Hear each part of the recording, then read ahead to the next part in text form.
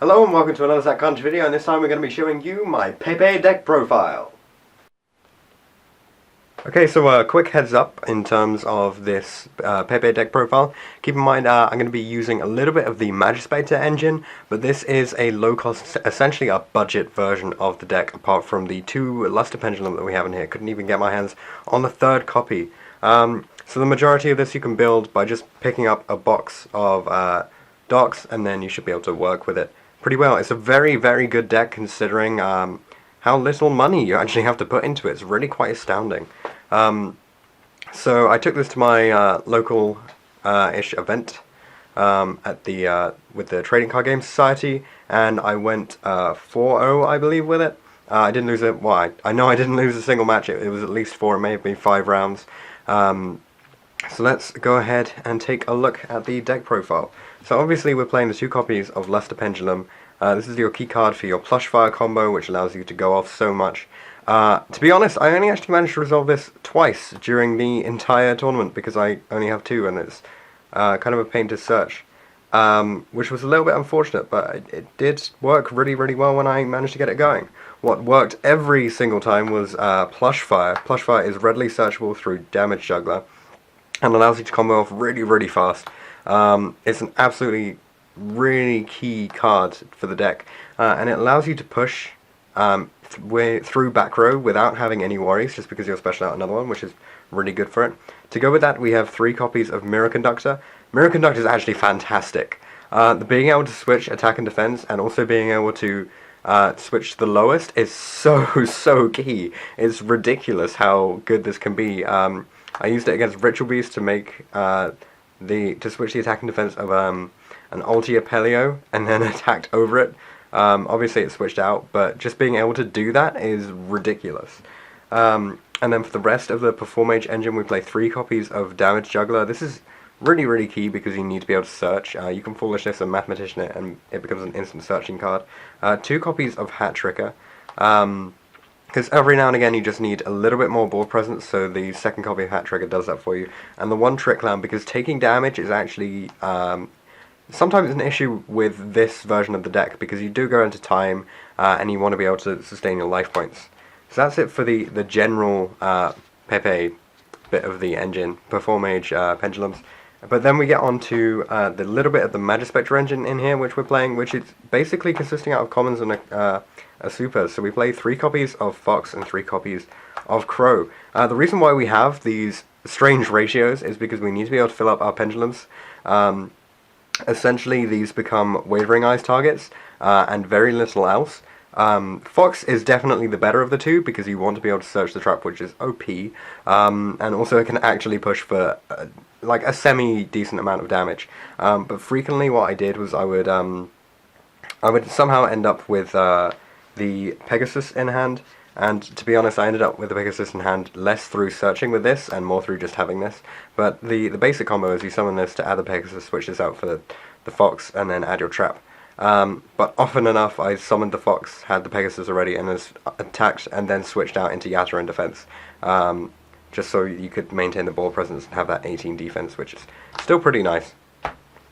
And then moving on to the tech cards, we play 1 Mathematician because it's a second Foolish Burial, which can send a Trick Clown or a Damage Juggler, so really, really good for the deck. Then we have 1 copy of Samurai Cavalry of Reptia.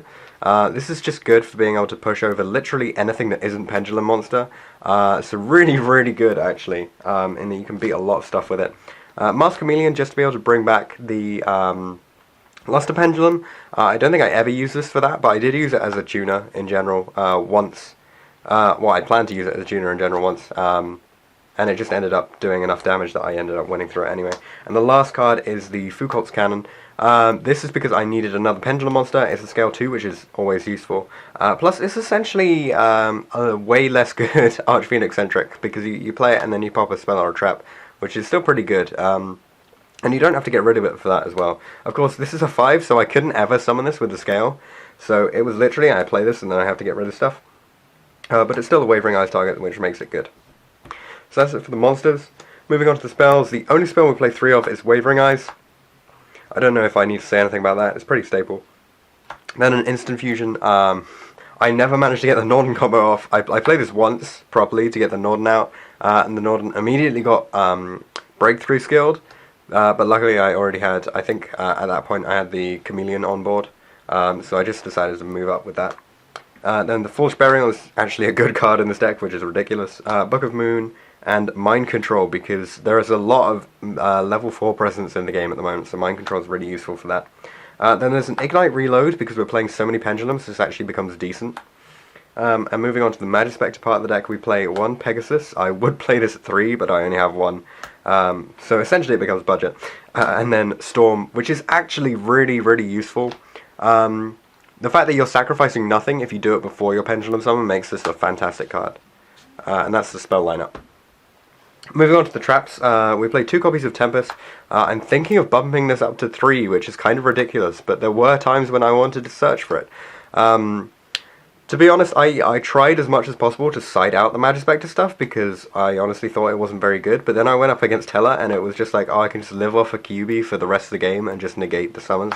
So this is fantastic. Then I play 1 Breakthrough skill, 1 TT, 1 Emptiness, and 1 Solemn Warning. I think that these 2 are probably the most important traps in the entire deck, because you can negate all of the Pendulum summons, and you can stop any special summons. These just stop everything. TT was so good because people were overextending so much, and they would just lose to a TT, and it was hilariously good. And then Breakthrough skill was obviously like generically good, but it could have been something else. It probably could have been a Bottomless and done just as much, if not more.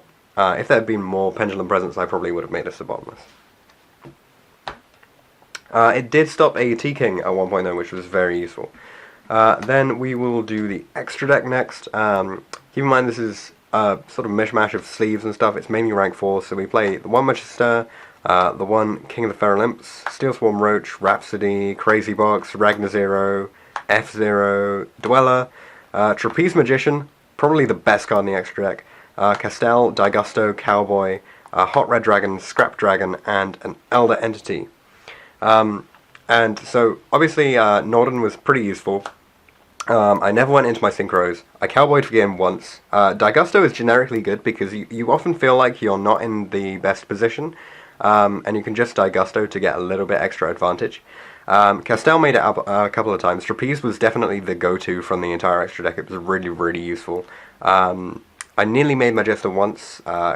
King wasn't that useful because we're only playing the 1 Chameleon, and we don't have enough targets for it. And I didn't see any, like, there was no meta there. It was more, I went up against Speedroids and, I went up against Tellers, Glad Beasts, and also Ritual Beasts, and was there anything? There might have been something else as well. So, Ragnar Zero, I gotta mention this. Ragnar Zero was absolutely fantastic at the event, because you can mirror conduct to their monster, change its attack and defense, summon the Ragnar Zero, and draw from that, which is stupid. It's absolutely stupid what you can do with this card. And then to think that you can make this and this in the same turn, so you can pop their monster, draw 1, and then you can attack with this, and then attack again. And at that point they've probably lost because this board presence is too good. And if you put a Mirror Conductor on board, you can do the attack change during either player's turn, so Ragnar Zero becomes even better at that point.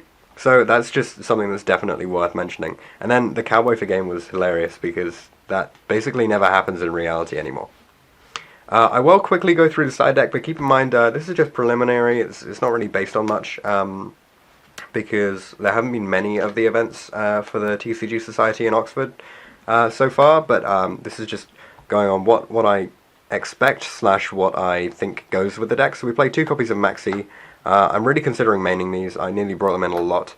2 copies of Denko Sekka. The normal summon is too important for you to be able to just main deck this instantly, but it is a level 4, so it's still pretty good. But I am going to be putting Decrees in the side deck as well, because I don't think this is good enough on its own. Then 2 copies of Firehand and 2 copies of Ice Hand. Because floating 4s are really key for the deck, so I wanted to put these in. And I sided them in a couple of times, but I never saw them, so I can't say whether they'll be any good or not. I want them to be good, but I can't say if they will be. I put in 2 Lanciers, but nothing I went up against banished. 2 Prohibition. I nearly played this, but there was actually no point at which I wanted to, so I just ended up not playing it because there was no deck specifically it was really good against. This is just good against rogue stuff if you have a problem with it, so that's why it was in there. Then there are 2 MSTs. Once we go into the proper Pendulum format, when the structure deck comes out, these will become Typhoons, and MSTs will probably go into the main decks because we will have to combat the Pendulum meta. It will be ridiculous.